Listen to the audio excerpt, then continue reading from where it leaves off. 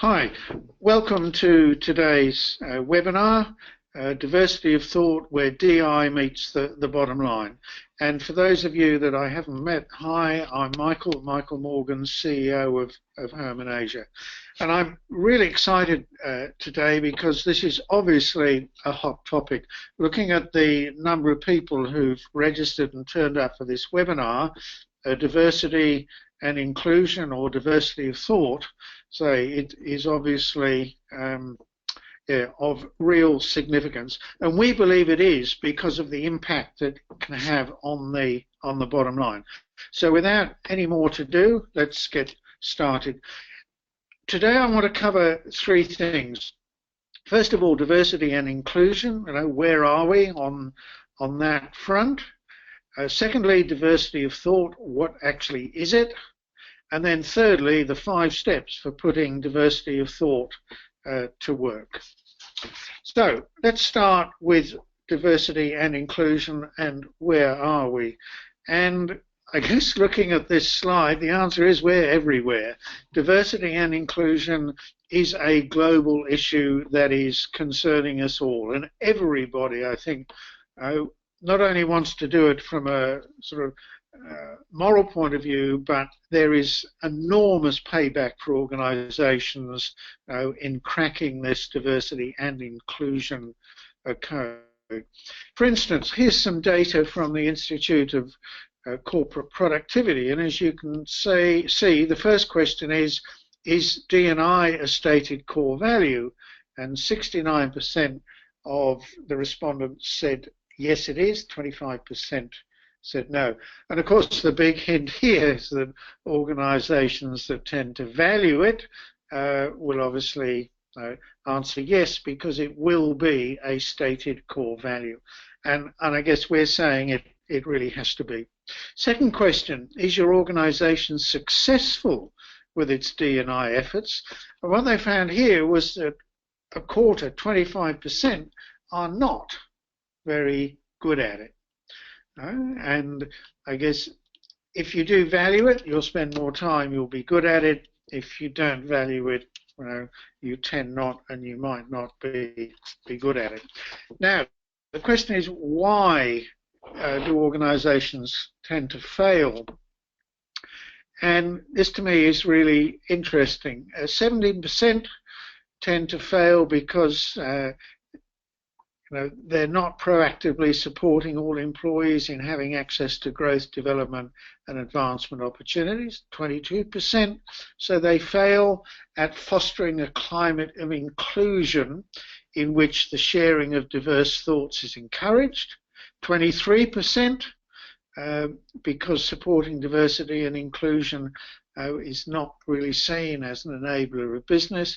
And 13%, it's around respecting and valuing cultural differences. Today I'm really going to focus on those middle two, because we believe you've got to access diversity of thought, diverse thoughts, and you've got to make diversity and inclusion an enabler of business results. What do we mean, I guess, by diversity? And more the definition is getting broader and broader. Here's the dog sitting down at the table saying, every one of your employees is human. You have a rather narrow definition of diversity, don't you? What we're finding now is you need a broader and very broad definition of diversity. And this has really come to light with some reading that we did from the Deloitte's University Press, where they've published this article about diversity evolution and how, I guess as it says at the top, we're elevating the diversity discussion. Because diversity used to be just what they called legacy diversity, reflecting difference as physical attributes such as race, ethnicity, age, gender, sexuality, and religion.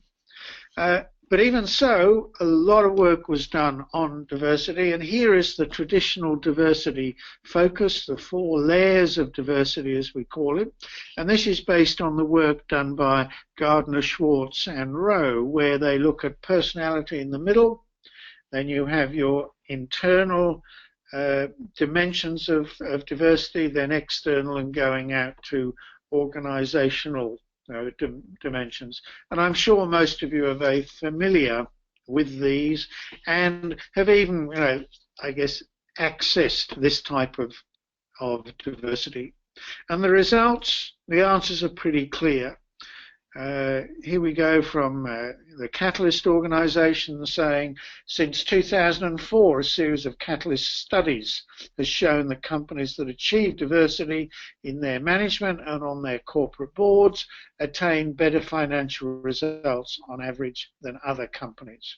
And I don't think anybody would argue with that. Certainly they can't argue with this. Diversity's dividend from some analysis that McKinsey has done.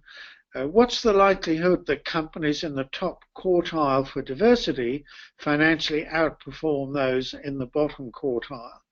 And again, gender diverse companies will outperform other companies by 15%, are more likely by 15%, and ethnically diverse companies by 35%.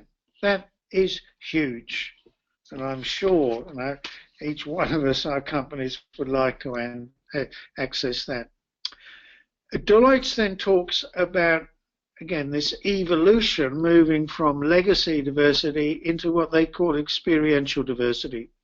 And this is a function of our physical and social identities, the impact those identities have on our life history, work, and life experiences. And a really good example of that is what I think we now all know as generational diversity. The MRI network, major global recruiters, has put it this way, that the benefits of generational differences, where on the left you've got your millennial, on the right you've got your baby boomer. We know the millennials, they're tech savvy, ambitious. It's all about entitlement. They like to collaborate. They like this work-life balance. Whereas the baby boomer, about self-reliance, dedication, sacrifice, this whatever it takes attitude and independence. But if you can get them to work together, if you can harness that diversity, then the baby boomer with the life experience can really help and coach the millennial with not. So again, the benefits are huge. Deloitte, though, calls diversity of thought the next frontier when it comes to diversity. They go on to say it's time to rethink diversity.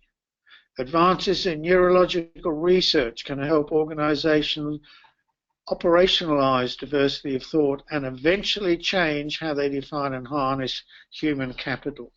And it's that I want to focus on today. This diversity of thought, how our neural makeup and life experience impact our problem solving, both in terms of the biological hardwiring of the brain, and what occurs when two previously unrelated thoughts are connected in a new way. Revealing new insights and that's what, pardon me, we call diversity of thought, deliberately seeking and integrating different thinking perspectives.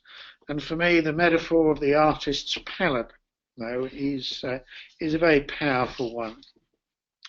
There are two words, though, that in our definition are I guess, of more significant. This is deliberately seeking out the diversity and then deliberately integrating the different thinking preferences.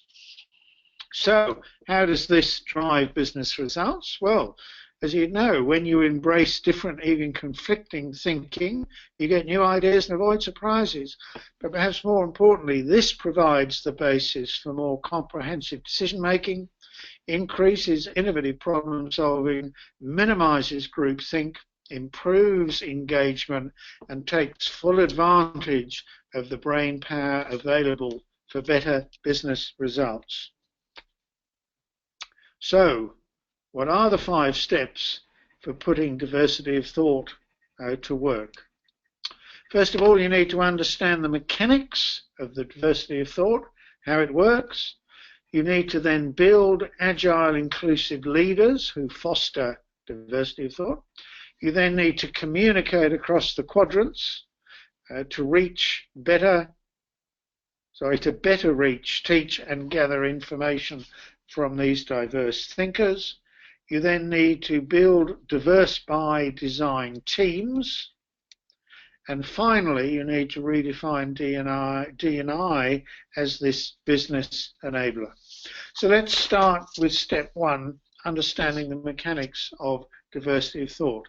Now, I'm sure a lot of you, because you know about Herman, already know about the whole brain model and the HBDI, but even if you do, and obviously if you don't, I recommend you go onto YouTube and look up Anne Herman, or it'll just be under TEDx Anne Herman, her TEDx talk. A really, really good talk that is entitled "The One Thing You Need to Know About the Brain That Will Change Your Life." Now, there is now so much known about the brain. How can we pick, I guess, one thing? Well, the one thing that Anne picks out as being absolutely critical is the fact that your brain craves patterns and searches for them endlessly. And if we can understand this, we can actually unlock diversity of thought pretty quickly and easily. From a more neurological, I guess, perspective, Hebb's law that says neurons that fire together wire together. The more you do something, the more likely you are to do it again. And this is now really understood in terms of how, neurons fire. In terms of looking for patterns, I'm sure you can all read it, despite the fact somebody has stolen most of the letters. So quit stealing our letters. The brain's ability, to fill in the blanks. The brain's ability to read things, to pick up the pattern, even when we can't see all of the letters. But obviously the good times are here. Or are they? Because sometimes, the brain's, I guess, desire for patterns will, trip us up. But one thing is very, very clear. Everyone processes information differently. And if we can understand that, then we can understand diversity of thought, then we can access, then we can include it. And as you would well know, in the world of Herman, we talk about thinking preferences, and we base our thinking preferences around what we call the whole brain model. Some of us are more logical and rational, others more organized, sequential, others more interpersonal and feeling based, and others more holistic and intuitive. But the interesting thing is understanding this diversity of thought can actually be key to unlocking the whole issue, I guess, of diversity and inclusion. So much so that Garden, Schwartz and Rowe have replaced personality as the core of their model, and so replaced it and using the whole brain model and the whole issue of thinking preferences. Because if you can understand how somebody thinks, then it's a lot easier to include them, to communicate with them, and then to unlock those dimensions of age, race, ethnicity, of appearance, background, religion, personal habits, and going right out to, different work locations, work experience, and so forth. It really is, the key to the whole thing.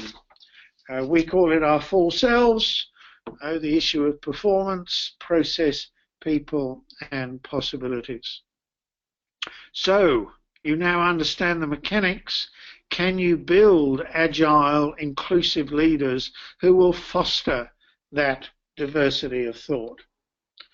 And we would obviously recommend that in any leadership training you include the whole brain model. And the Whole Brain Business Book, second edition, that Anne Herman and Eddie rewrote end of last year, I really recommend you getting into that in terms of detail, in terms of understanding not only the whole brain model, but perhaps more importantly, understanding the critical 21st century C-level whole brain leadership competencies. What she did was a very thorough literature review of what are those leadership competencies, and then has allocated them, if you like, to the 4 quadrants of the whole brain model. And surprise, surprise, a future leader is going to have to be a leader who is able to think in many, many different and diverse ways, what we call being agile. Not only are they going to have to think like that, but they're going to have to be able to include other people from different thinking preferences, other people who might think very, very differently from them. So thinking agility is the ability to consciously and deliberately shift your thinking as and when the situation requires it. And that is the key to inclusion. Or, sorry, let me say, that is, I guess, one key to inclusion. The second one is being able to communicate across those quadrants to better reach, teach, and gather information from diverse thinkers. And this is, I guess, the key to inclusion. So what is whole brain communication? Well, whole brain communication, again, I say, is the ability to speak these different languages, to be able to speak the language which is critical analysis, facts, technical, full of goals and objectives, well articulated, as opposed diagonally opposite, the red, which is more open and informal, expressive. The yellow, which is minimum details, freedom to explore metaphors, and the green, detailed, timed, the thoroughness and so forth. And if you're going to be agile, you need to jump between the quadrants. If you're going to be inclusive, you need to jump between the quadrants. And very quickly, let me give you some examples. These examples come from the world of advertising, but here is an advertisement from Lufthansa. Book your executives on Lufthansa and you can increase your company's dividends. Speaking one type of language. Why your mother would prefer to fly Qantas? Bless her heart, she only wants you to have the best. Different language. Dependable, a reputation earned on 6 continents in 77 countries and 150 cities around the world. You begin to see how these advertisements are speaking and including different people. And then the one from Swiss Air, that doesn't say anything. The sophisticated lady with a great master in the background, speaking the languages of, I guess, diverse thinkers. Okay. Building, step 4, building diverse by design teams. And this to us is absolutely critical. And the words here are diverse by design. Because we know when teams are diverse, meaningful innovation is more likely to happen. There's a new book out by Scott Page called The Difference, and it is well worth a read. And Scott talks about the concept of superadditivity, which is all about the impact that diversity can have with teams, especially when it's diversity that is included, communicated to, appreciated, and really bought in. It's well worth a read. We've known for some time in a study that was done using the HBDI and whole brain thinking in the US Forestry Department, and this is a case study on our website, that diverse teams are more effective. They're 66% more efficient in the way they do things and 70% more successful in terms of outcomes. In terms of outcomes, another case study we're involved with was Microsoft when they wanted to, or when they were developing the Kinect, a game console and a new set of games. And Shannon Loftus, who head of Microsoft's Good Science Studio, which was involved in the design of these games, was very clear. Based on the research, we know that innovative design requires a whole brain process and a whole brain team. And that's what she did. They used the whole brain model in terms of team effectiveness. They used the whole brain model as a design framework for their games, and the results they got were stunning. Over 40% reduction in development time. Wow. That's pretty good. And interesting enough, the most whole brain game was also the most popular because it involved and appealed, to everybody. Driving business outcomes through diversity and inclusion. D&D teams, diverse by design teams, comes from Caesars Entertainment, where not only did they embrace diversity, as you can see on the left, but they formed these teams. And the purpose of these diverse by design teams was to solve the most difficult problems and take advantage of most complex opportunities for breakthrough results.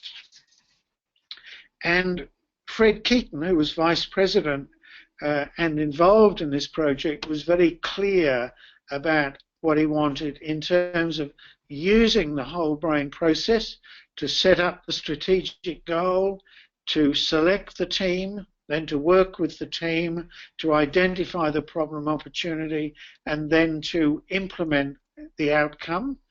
And they worked on some very significant issues, and you can see here got some interesting outcomes. The biggest outcome probably was this, where Fred was able to clearly summarize and say, diversity of thought allows us to configure teams that generate superior economic value by generating better solutions to real business problems. Which leads us to the last point, redefining D&I as a business enabler. And that was what Fred Keaton and Caesars Entertainment really did in terms of these diverse by design teams, redefining it as a business enabler. The Human Capital Media Advisory Group in the US last year did this survey, and they found that in the organizations they asked, that in my view, the diversity and inclusion function of my organization operates as a strategic enabler for our business strategy, 72%. So the question is your organization in that 72%? Because I believe it needs to be. And not only it needs to be, but D&I and the diversity of thought can have a huge impact on your business strategy. Okay, let me summarize what I've talked about today. If you want to apply whole brain thinking to improve D&I results, firstly, understand the mechanics of thinking. Secondly, build inclusive leaders, because they will foster that diversity of thought. Communicate across the quadrants to better reach, teach, and gather information from all your diverse thinkers.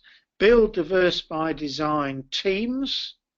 And finally, redefine D&I as a business enabler.